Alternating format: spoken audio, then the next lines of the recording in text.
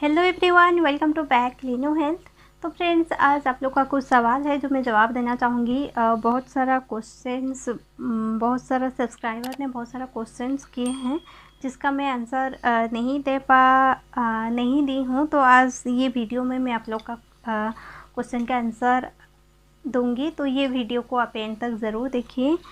तो ये जो वीडियो है इसमें मैं सिर्फ जिन्होंने आईयूआई रिलेटेड क्वेश्चन किए हैं तो उन सवालों का जवाब मैं दूंगी। जैसे कि आईयूआई को लेके बहुत सारा कन्फ्यूज़न होता है।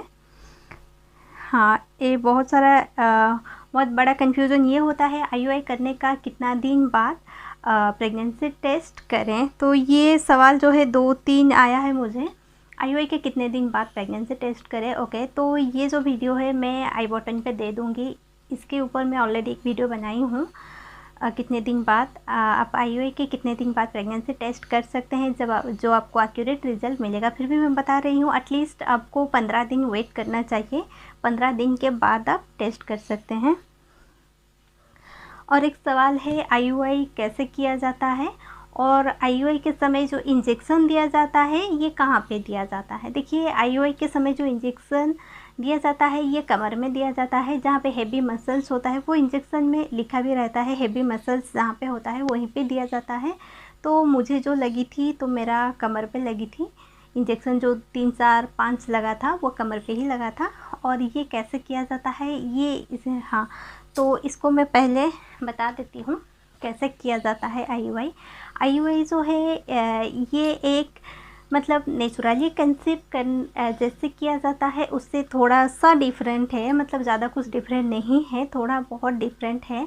जैसे आप नॉर्मली कंसीव करने से इंटरकोर्स करने का बाद ही कंसीव होता है, बट इसमें क्या होता है, आपको इंटरकोर्स करने के लिए इसमें क्या होता है, आपको इंजेक्शन दिया जाता है, मेडिसिन दिया जाता है, आपको रेगुलर सोनोग्राफी के लिए बुलाया जाता है, फॉलिकुलर स्टडी किया जाता है। उसमें पता किया जाता है आपका एक्स जो है वो कितना बढ़ा है, उसका साइज़ कितना है। एक्स का नॉर्मल साइज़ जो होता है 18 से लेकर 30, ये एक नॉर्मल साइज़ होता है। ये साइज़ पे जब आपका एक्स हो जाता है देन आपको HCG इंजेक्शन दिया जाता है। HCG इंजेक्शन जो है ये आपको ओव्यूलेशन के लिए दिया जाता है। जब आपको HCG इंजेक्शन दिया जाता है तो आपका एक दिन छोड़ के नेक्स्ट डे आपको बुलाया जाता है आईयूआई के लिए।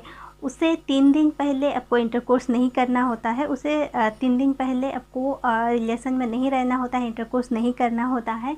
देन उस दिन जाने के बाद वहाँ पे सोनोग्राफी, बहुत सारा क्लिनिक है, सोनोग्राफी करने का बाद ही पता चलता है कि आपको आज आईयूआई मतलब आज आपका आईयूआई होगा। क्योंकि जब ओव्यूलेशन होता है, बहुत सारा क्लिनिक ऐसा होता है जब ओव्यूलेशन हो जाता है देन आईयूआई किया जाता है। और बहुत सारा क्लिनिक ऐसा भी है ओव्यूलेशन नहीं होता है तब भी आपको आईयूआई कर दिया जाता है, क्योंकि आपको जब इंजेक्शन लगा ही है देन आपका ओव्यूलेशन हो जाएगा। तो ये सोच के आपको आईयूआई कर दिया जाता है। तो आपको उस दिन जाने के बाद वहाँ पे आपको सीमेन सैंपल देना पड़ता है। देने के बाद उसको वो लोग वॉश कर लेते हैं। जो हेल्दी स्पर्म होता है उसको हेल्दी रहता है और मोटिलिटी ज़्यादा रहता है। जो मोटिलिटी होता है हेल्दी होता है उसको वो लाके एक कैथेटर के माध्यम से थ्रू लेके यूट्रस में इंजेक्ट किया जाता है। उस टाइम आपको एक ओटी जैसा बेड होता है वहाँ पे बुलाया जाता है। तो आपको जब सीमेंट इंजेक्ट किया जाता है देन उसके बाद 15 से 20 मिनट तक या फिर आधा घंटा 45 मिनट तक वहाँ पे लेटे रहने के लिए बोला जाता है। उसके बाद आप अपना नॉर्मल लाइफ जो है आप कर सकते हैं। मतलब जैसे आपका नॉर्मल लाइफ होता है उसके बाद आप वैसे रह सकते हैं, कोई इशू नहीं है। और एक सवाल था आईयूआई में कितना खर्चा होता है। आईयूआई में खर्चा ज़्यादा नहीं होता है, 10 से 15 हज़ार के बीच में ही हो जाता है। इससे कम भी हो सकता है, इससे अगर ज़्यादा होगा तो 20 हज़ार तक हो सकता है। और एक सवाल है, कितने बार में आईयूआई कितने बार करने का बाद सक्सेस होता है। ऐसा कुछ भी नहीं होता है, किसी किसी का एक बार में सक्सेस हो जाता है, किसी किसी का 2 बार 3 बार 4 बार 5 बार भी करना पड़ता है। और एक सवाल है, HCG इंजेक्शन से क्या कंसीव 100% हो जाता है और ये इंजेक्शन क्यों दिया जाता है। ये इंजेक्शन जो है ये आपको ओव्यूलेशन के लिए दिया जाता है और ये कंसीव करने के लिए बहुत हेल्प करता है। ऐसा नहीं कि आपको एकदम से HCG इंजेक्शन लेने से आपका एकदम से कंसीव हो जाएगा, ऐसा नहीं है। ये कंसीव करने में बहुत मदद करता है। और एक क्वेश्चन है आईयूआई का सक्सेस रेट जो है ये कितना है। ये आपका अगर आपका मतलब मेडिकल कंडीशंस कैसा है उसका पर भी डिपेंड करता है। अगर आपका कुछ इश्यूज़ नहीं है देन आपका केस में सक्सेस रेट थोड़ा बहुत ज़्यादा हो सकता है। अगर आपका कुछ इश्यूज़ है देन वो केस में आपका सक्सेस रेट जो है ये कम हो सकता है। और एक सवाल ये है आईयूआई के कितने दिन बाद सिम्टम्स आने लगते हैं और क्या क्या सिम्टम्स आने लगते हैं। आईयूआई के अगर आपका आईयूआई होता है देन आपका 6 से लेके 12 दिन के अंदर इम्प्लांटेशन हो जाता है। इम्प्लांटेशन के बाद ही आपको सिम्टम्स जो है वो धीरे धीरे आने लगता है, जैसे कि बॉडी का टेम्परेचर थोड़ा सा हाई हो जाना, आपको वॉमिटिंग जैसा फील होना, बट वॉमिट नहीं होगा, सिर्फ फील ही होगा। सुबह में वीकनेस फील होना और आपको किसी किसी का चक्कर भी आने लगता है। ऐसा बहुत सारा सिम्टम्स होता है। और लोअर एब्डोमिनल में क्रैम्पिंग होना, बैक एब्डोमिनल में क्रैम्पिंग होना, ये सब सिम्टम्स आने लगता है। आपका जब इम्प्लांटेशन हो जाता है 2-3 दिन बाद ये सिम्टम शुरू हो जाता है।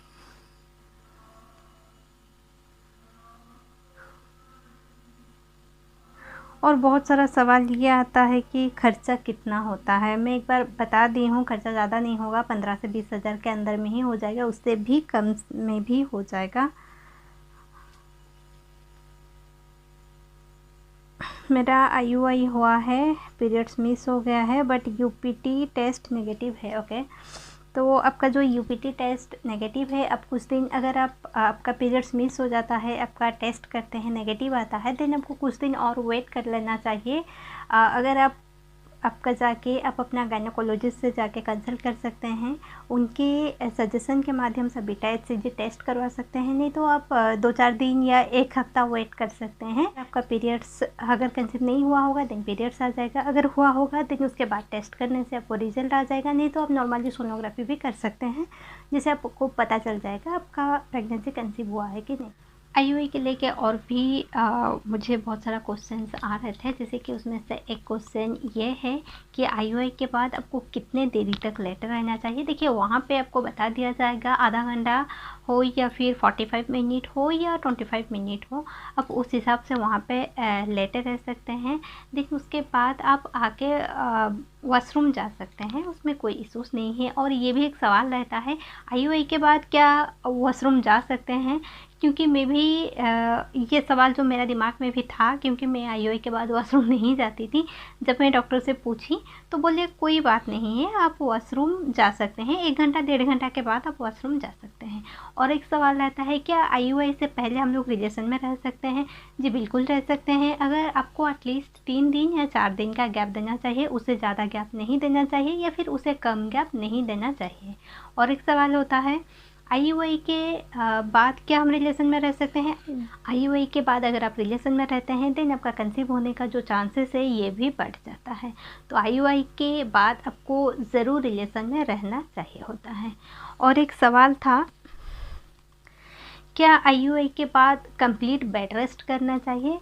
ये बेड रेस्ट अगर आपका कुछ कॉम्प्लिकेशन है देन आपको डॉक्टर खुद ही बोल देंगे आपको बेड रेस्ट की ज़रूरत है। अगर आपका कोई कॉम्प्लिकेशन नहीं है देन आपको बेड रेस्ट करना ज़रूरी नहीं है। आप अपना नॉर्मल लाइफ में जैसे जो करते थे कर सकते हैं। सिर्फ आपको ये ध्यान में रखना चाहिए ज़्यादा स्टेयर में जाना आना नहीं करना चाहिए। और आपको भारी चीज़ जो है उससे थोड़ा मतलब उसको उठाना नहीं ज़रूरत होता। और एक होता है भारी चीज़, उससे थोड़ा आप अवॉइड कीजिए, उसको मत उठाइए।